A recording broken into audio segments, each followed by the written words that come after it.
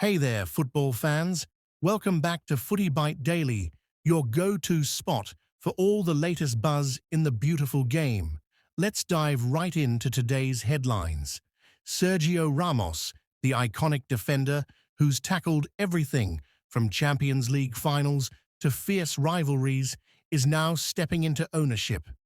He's reached a verbal agreement to buy Sevilla FC, the club where he started his legendary career. And with Ramos on the verge of taking the reins, it got me thinking about other stars who've dipped their toes into club ownership. You've got Cristiano Ronaldo with a stake in Al Nassr, Kylian Mbappé backing Qatar, David Beckham building Inter Miami, Ronaldo Nazario at Real Valladolid, Luka Modric involved with Swansea City, Zlatan Ibrahimovic at Hammarby, Gerard Piqué running FC Andorra, Didier Drogba with Phoenix Rising FC, N'Golo Kante owning Royal Excelsior Virton, Paolo Maldini at Miami FC, and Thierry Henry steering Como. It's like the players are becoming the bosses. Over at Barcelona, President Joan Laporta opened up about Ousmane Dembélé's surprise move to Paris Saint-Germain. He revealed they had an agreement for Dembélé to extend his contract when he turned 18, but his agent pulled the plug at the last minute. Laporta called it an unpleasant situation, and you can feel the frustration. Losing a talent like that stings. Shifting gears to international drama, there's chaos in Cameroon's camp over AFCON bonuses. Former coach Mark Bryce pocketed all the 2025 bonuses and is still raking in around €66,000 a month, even after being dismissed by the federation.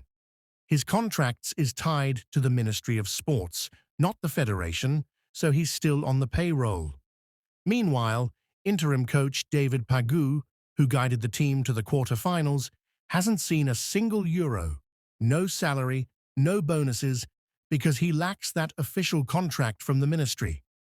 Now, for a heartwarming tale from the past, Pepe has shared an emotional story about his bond with Cristiano Ronaldo during their Real Madrid days.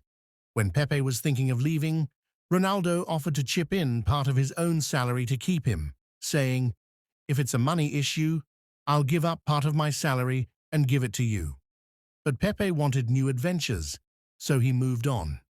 He also recalled a scary head injury from a clash with Iker Casillas, and when he woke up in the hospital with no memory, only to find Ronaldo had stayed all night with his wife and kids. James Rodríguez got real about his brief time at Al Rayan in Qatar. He admitted the culture shock was tough. Life there was hard to adapt to. From shower rules, where everyone stays covered up, to eating with hands instead of cutlery. He'd ask for a fork, and they'd say, "No, with your hand," and he'd think, "You guys are crazy, I won't eat like that." It's a reminder that football takes you places, but not all transitions are smooth. In France, Endrick's arrival at Lyon is breaking records, not on the pitch yet, but on YouTube. The highlights from his first 2 matches are now the most watched videos ever on the club's channel. And speaking of big money, the revenue rankings for the 2024/25 season are out. Real Madrid topped the list with a whopping €1.14 billion. Barcelona close behind at €958 million, then Bayern Munich at €846 million, PSG at €823 million, Liverpool at €821 million, Manchester City at €815 million, Arsenal at €807 million, Manchester United at €779 million, Tottenham at €661 million, and Chelsea rounding out the top 10 at €574 million. Inside the Real Madrid locker room, confidence is sky high. They truly believe they can snag both the Champions League and La Liga this season.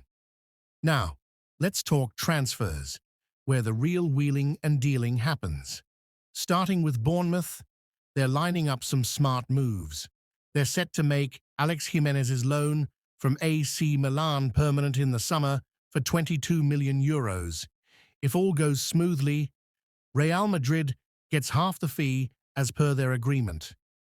Plus, they're close to landing 19-year-old Brazilian forward Rayan from Vasco da Gama for over £25 million, seeing him as the perfect replacement for Antoine Semenyo. Liverpool's managerial saga is heating up. They've got their eyes on Xabi Alonso as the top choice to replace Arne Slot. Chelsea are busy as ever in the market. They've thrown a massive £35 million bid at Trabzonspor for their 18-year-old Ivorian midfielder Christ Inau Ulaï. They've also triggered the recall clause for Aaron Anselmino from his Borussia Dortmund loan. On the scouting front, they're tracking Reims' 18-year-old French striker Mohamed Kader Meite alongside Manchester United, and they've had a January approach rejected for Rennes' 20-year-old Meite Jacquet.